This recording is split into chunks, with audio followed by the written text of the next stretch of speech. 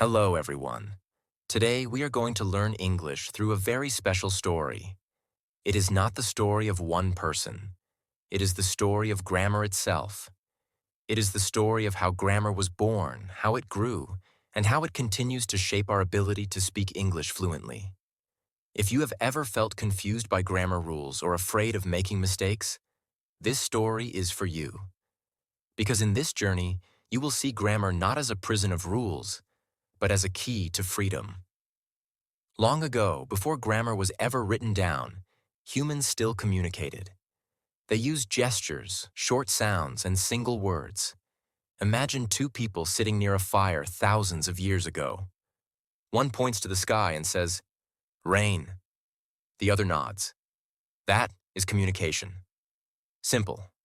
But then something magical happened. People began to connect words together. Rain coming. Fire good. Food here.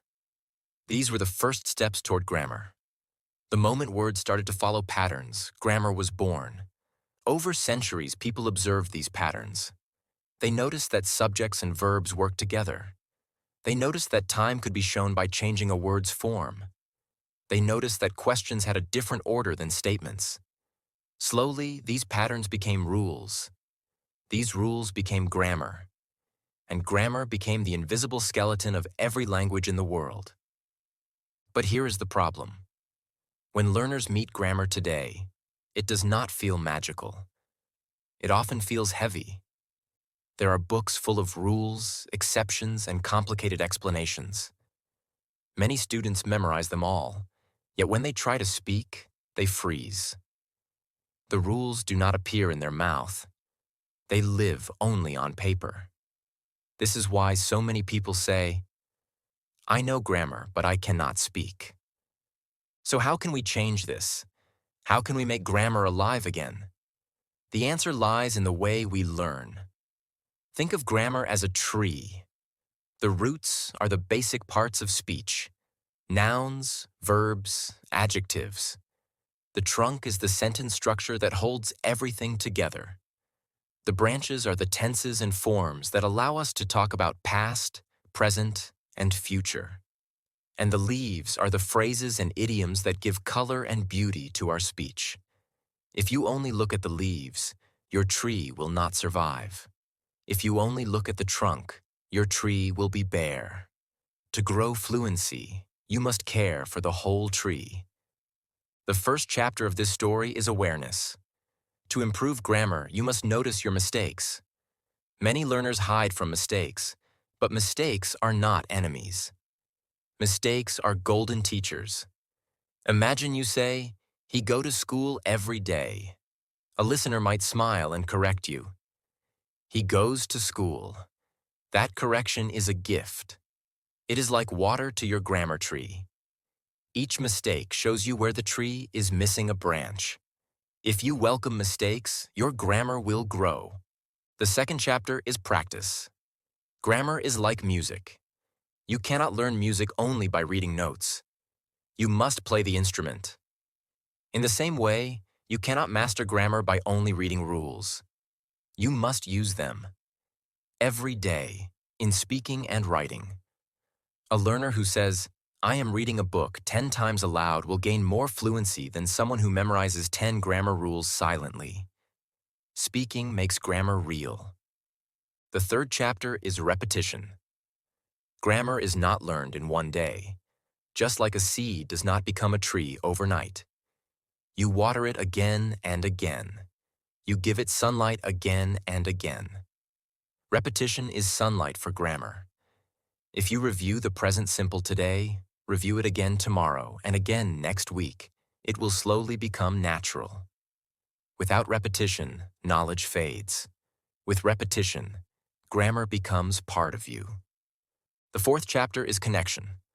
Grammar cannot live alone. It must connect to real language. If you learn the past tense, do not only say, "I went," "I ate," "I played." Connect it to your life. Say, "Yesterday, I went to the park. Last week, I ate pizza with my family. As a child, I played football every evening." When grammar connects to your own story, it becomes alive. It stops being abstract. and it becomes personal.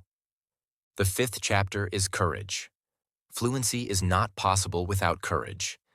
Many learners know grammar, but they are silent because they fear mistakes. They want to be perfect before they speak. But perfection never comes. The truth is this: fluency grows from imperfect speaking. You must be brave enough to speak with broken grammar. Only then will your grammar improve. Courage is the wind that helps your grammar tree spread its branches wide. Now let us go deeper into the practical side of this story. Imagine you want to improve your grammar in tenses. The old way is to open a textbook, read the rules, and do exercises. The new way, the living way, is different. You choose one tense, such as the present simple. You write down 10 sentences about your life. I wake up at 7. I eat breakfast. I go to school. I read a book. Then you say them aloud, again and again, until they feel natural. The next day, you repeat them. On the third day, you add more sentences.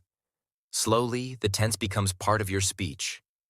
After that, you move to the past simple. Again, you write 10 sentences about your life. Yesterday, I watched a movie. Last night, I cooked dinner. Last week, I visited my grandmother.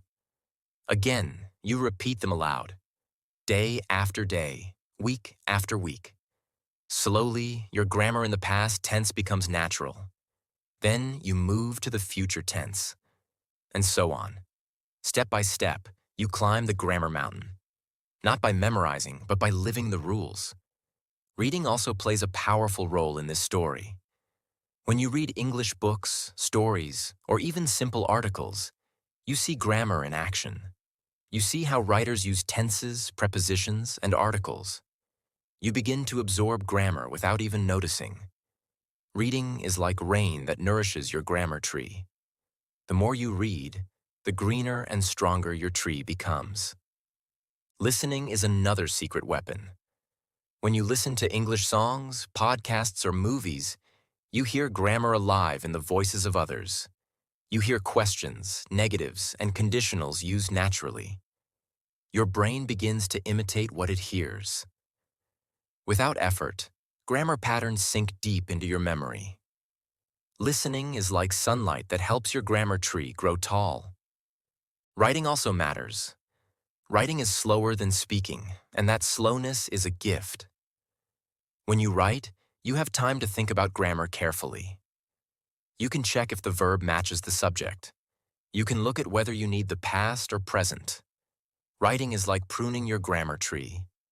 It removes errors and shapes your knowledge into order. But there is one final element, and it is the most powerful of all: speaking.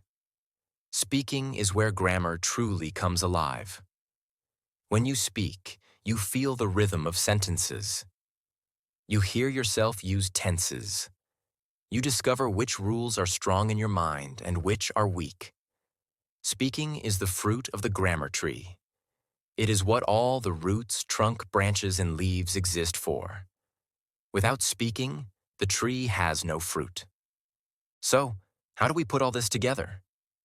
The story of improving grammar and fluency can be summarized like this: welcome mistakes, practice daily, repeat often, connect grammar to your life, read and listen widely, write thoughtfully, and speak courageously. This is not a quick journey. It is a lifelong story. But every small step grows your tree. Every small effort makes your English stronger. And here is something important to remember. Grammar is not the final goal. Fluency is not the final goal. The final goal is communication. The reason you want better grammar is not to impress a teacher or pass an exam. It is to connect with people. It is to share your ideas. It is to understand the world in English. Grammar is the tool. Fluency is the path.